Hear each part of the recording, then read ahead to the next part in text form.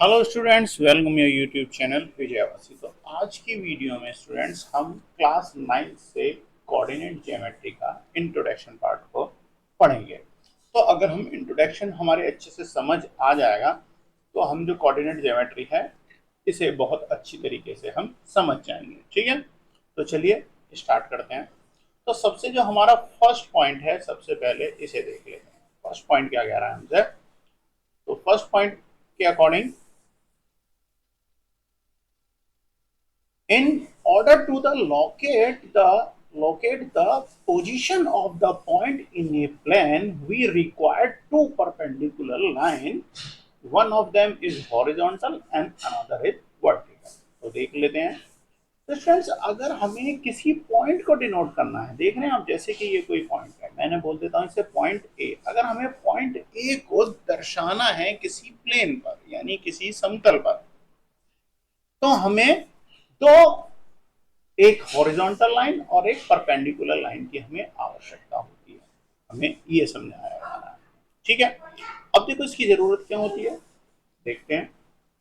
अगर हमें ये एक पॉइंट ए मिला है और हमें इसे बताना है कि ये कहाँ पर है, तो जरा ध्यान दीजिएगा। अब आगे मैं आपको और भी चीजें बताऊंगा, बट यहाँ से समझिए। ये होता है एक्स एक्सिस। तो एक्स एक्सिस पे कितनी दूरी पर है? 1 2 3। और ऊपर जो परपेंडिकुलर है अपवर्ड की तरफ, ये क्या है? वाई एक्सिस है। अपवर्ड में ये पॉजिटिव होता है और डाउनवर्ड में नेगेटिव होता है। तो देखिए एक्स एक्सिस पे कितना डिस्टेंस है? 1 2 3। और वाई एक्सिस पे कितना है? 1 2 3। इसके लिए आप देख रहे हैं, और यहां से ये इस तरीके से फॉर्म हो जाएगा। तो हमारे जो ए के जो निर्देशांक होंगे, कोऑर्डिनेट जो होंगे, वो क्या हो जाएंगे? 3 और 3। ठीक है, तो यही हम इसमें आपको समझाने की कोशिश कर रहे हैं। देखिए, तो समझ गए, हमें दो लाइनों की जरूरत होती है, एक हॉरिजॉन्टल और एक क्या होती है? Vertical. The plane is called the Cartesian plane. तो इसे ही हम क्या बोलते हैं? कार्टेशियन बोलते हैं। ठीक है, यानी कार्तीय तल। हिंदी में क्या बोलते हैं? कार्तीय तल। ठीक है, और ये एक्सिस मैंने आपको बता दिया, एक क्या होता है? एक्स एक्सिस होता है जो हॉरिजॉन्टल होता है, और वर्टिकल को क्या बोलते हैं? Y axis. हॉरिजॉन्टल जो होगा एक्स एक्सिस होता है, ये राइट साइड में पॉजिटिव होता है और लेफ्ट साइड में नेगेटिव होता है। और जो वर्टिकल होता है, परपेंडिकुलर होता है, ये वाई एक्सिस होता है। अपवर्ड में पॉजिटिव होता है और डाउनवर्ड में क्या होता है? नेगेटिव। ठीक है, देखिए सेकंड पॉइंट को देखते हैं। तो सेकंड पॉइंट क्या कह रहा है? सेकंड पॉइंट हमसे कह रहा है the coordinate of axis divide in plane into four part in which are known as the quadrant. यानी कि जो प्लेन जो होता है ये चार पार्टों में डिवाइड होता है, यानी first quadrant, second quadrant, third quadrant और फोर्थ क्वाड्रेंट। ठीक है, तो ये इस तरीके से जो है फोर पार्टों में डिवाइड होता है। और ये हमेशा आप ध्यान रखिएगा, ये जो होता है कैसे? एंटी क्लॉकवाइज, इस तरीके से होगा। ठीक है, आपको आगे क्वेश्चनों के साथ में मैं आपको और समझाता रहूंगा। नेक्स्ट पॉइंट को देख लेते हैं, थर्ड पॉइंट को। The point of the intersecting of the coordinate axis is called origin. जहां पर दोनों एक्सिस एक दूसरे को मीट करते हैं, ठीक है, या एक दूसरे को क्या करते हैं?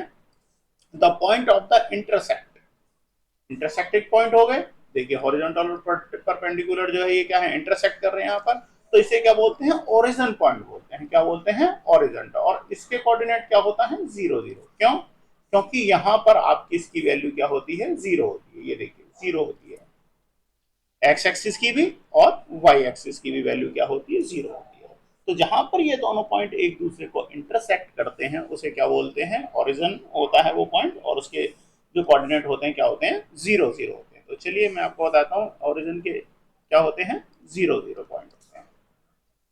नेक्स्ट देखते हैं, the distance of the point from y axis is called x coordinate और abscissa, and the distance from the point from y-axis is called ordinates। समझ लेते हैं। अब देखिए x एक्सिस से दूरी, x एक्सिस है, x एक्सिस से जो दूरी होगी वो क्या कहलाती है? आपकी y। और जो y एक्सिस से जो डिस्टेंस होता है किसी भी पॉइंट का, देख रहे हैं y एक्सिस से कितनी दूर है? 3 पॉइंट्स दूर है। तो ये क्या होगा? x एक्सिस होता है। ठीक है, यानी कि वाई एक्सिस से जो दूरी होती है वो एक्स कोऑर्डिनेट होता है और जो एक्स से होती है वो क्या होती है, वाई होता है। दोबारा से एक बार समझ लेते हैं। The distance of the point y axis is called x coordinate और abscissa, and the distance from the point of y axis is called ordinate and, ठीक है, कोऑर्डिनेट और ऑर्डिनेट्स भी बोल दिया जाता है। पॉइंट नंबर 5 को देख लेते हैं। पॉइंट नंबर 5 हमसे क्या कह रहा है, फिफ्थ पॉइंट कह रहा है if x and y denote respectively abscissa and the ordinate of point P is called x and y। x and y कैसे, यानी कि अगर हम किसी भी पॉइंट को हम यहाँ पर दिखा रहे हैं, जैसे कि मैंने अब यहाँ पर जो है इस पॉइंट को दिखा देते हैं, मैं इसे दिखा देता हूँ बी पॉइंट। तो अब देखिए बी पॉइंट पे क्या होगा, पहले क्या होगा एब्सिसा यानी एक्स, एक्स की वैल्यू क्या हो जाएगी यहाँ पर 8 हो जाएगी, और जो y की वैल्यू है, y का डिस्टेंस कितना परपेंडिकुलर कितना जा रहा है, तो ये दोनों आकर यहाँ पर मिलेंगे। तो ये जो कोऑर्डिनेट्स होते हैं ये क्या हो जाएंगे 8 और 3। जो फर्स्ट वैल्यू होती है ये एब्सिसा होती है यानी x, और सेकंड वैल्यू क्या होती है y होती है। ठीक है, क्लियर है, समझ गए। आगे देखते हैं। तो आगे देखते हैं इसमें पॉइंट नंबर 6 को। तो पॉइंट नंबर 6 क्या कह रहा है आपसे, पॉइंट नंबर 6 हमसे कह रहा है the y coordinates, point number 6 को देखिए, the y coordinates of every point on x axis is 0 and the coordinates of the any point on x axis is x0। तो देखिए अब अगर हम आपसे कह रहे हैं कि x एक्सिस पर कोई पॉइंट है जो x एक्सिस पे रहेगा तो x पे ही चलेगा, आप देखिए क्या होगी ये हॉरिजॉन्टल ही चलेगा, तो परपेंडिकुलर तो कुछ भी नहीं चलेगा। तो अगर सिर्फ x एक्सिस पे चलता है तो ये वैल्यू क्या हो जाएगी, अगर मैं मानता हूं कि यहां पर है कोई डी पॉइंट है वो कहां है 4 पर है, तो ये x एक्सिस पे कितना चला 4। अब देखिए y एक्सिस पे यानी परपेंडिकुलर तो कुछ इसने डिस्टेंस ट्रेवल ही नहीं किया, तो ये वैल्यू क्या होगी आपके 0 होगी। ठीक है, अब आगे देखते हैं 7 पॉइंट को। The x coordinate of every point of y is 0। Same इसी तरीके से क्या होगा y एक्सिस पे अगर हम देखें, अब अगर कोई पॉइंट हम बना लेते हैं यहां पर, ये मैं मान लेता हूं g पॉइंट है। अब देखिए इसने x एक्सिस पे ट्रेवल बिल्कुल भी नहीं कर रहा है, ना ये राइट साइड में जा रहा है ना ही लेफ्ट साइड में, अपवर्ड डिस्टेंस ट्रेवल हो रहा है, या फिर क्या होगा डाउनवर्ड होगा। तो इस केस में क्या होगा x एक्सिस पे तो कोई भी डिस्टेंस ट्रेवल नहीं होगा, तो क्या होगा 0 हो जाएगी। तो इस वैल्यू को क्या लिखेंगे हम 0 और 1 एंड ये क्या हुआ 2, तो ये 0 और 2 हो जाएगा, यानी x is equal to 0 and y is equal to 2, यानी कि एब्सिसा की वैल्यू 0 होगी और जो आपका ऑर्डिनेट है उसकी वैल्यू क्या हो जाएगी 2 हो जाएगी। ठीक है, और axis are of the form of 0 and y। ठीक है, आगे देखते हैं। अब ओरिजिन के पॉइंट मैंने आपको बता ही दिए हैं, जो मूल बिंदु के निर्देशांक होते हैं यानी ओरिजिन जो होता है वो हमेशा क्या होता है 0 0 होता है। अब आगे देखते हैं, जैसा कि मैंने अभी आपको बताया था क्वाड्रेंट होते हैं आपके 4 क्वाड्रेंट होते हैं। ठीक है, जैसा कि मैंने आपको बताया था फर्स्ट क्वाड्रेंट है, second quadrant, third quadrant and fourth quadrant. ठीक है, first quadrant, second quadrant, third quadrant, fourth quadrant. तो आपको क्वेश्चन कुछ इस टाइप से भी पूछने के लिए आ जाता है। अगर आपको दिया हुआ है, देखिए मैं यहाँ पर कुछ लिख देता हूँ 3 0, कोई ए जैसे ए पॉइंट है, फिर एक बी पॉइंट बता दिया, बी पॉइंट की वैल्यू दे दी -2 -3 या -3 हो गई। सी पॉइंट कोई दे दिया जिसकी वैल्यू है आपकी 5 और -7, और एक आपको दे देते हैं हम, ठीक है, -6 और 7। आपको ये 4 पॉइंट है और ये 4 पॉइंट जो है आपको बताने हैं कि ये कौन से क्वाड्रेंट में होंगे। तो चलिए सबसे पहले बता देता हूँ कहाँ होंगे। अब सबसे पहले हम ए को देखते हैं। ए की वैल्यू क्या है 0 है आपकी क्या ऑर्डिनेट की, और 3 क्या है एब्सिसा की वैल्यू है। तो चलिए अब यहाँ से देखिए तो 3 कहाँ है आपके पास में 1 2 3, एब्सिसा 3 यहाँ है, यानी x की वैल्यू क्या हो जाएगी आपकी 3, और y की वैल्यू क्या थी 0 थी, तो y की वैल्यू 0 है। तो ये आप कहाँ रहोगे, यहीं पे रहना पड़ेगा हमें, तो ये क्या हो जाएगी Pn0। सेकंड को देखते हैं, यानी कि देखिए, अब आपसे अगर 3 और 0 की कही जा रही थी, देखिए आपको x की वैल्यू मैंने आपको क्या बताई थी, राइट साइड में क्या होगी, पॉजिटिव होती है, और अपवर्ड y की वैल्यू क्या होती है, यानी ऑर्डिनेट की वैल्यू भी क्या होती है, पॉजिटिव होती है। तो इस केस में दोनों ही आपकी पॉजिटिव आते हैं, एब्सिसा और ऑर्डिनेट क्या होते हैं, दोनों ही पॉजिटिव होते हैं। तो अगर हम इससे पूछें तो ये क्या होगा, आपका फर्स्ट क्वाड्रेंट में होगा।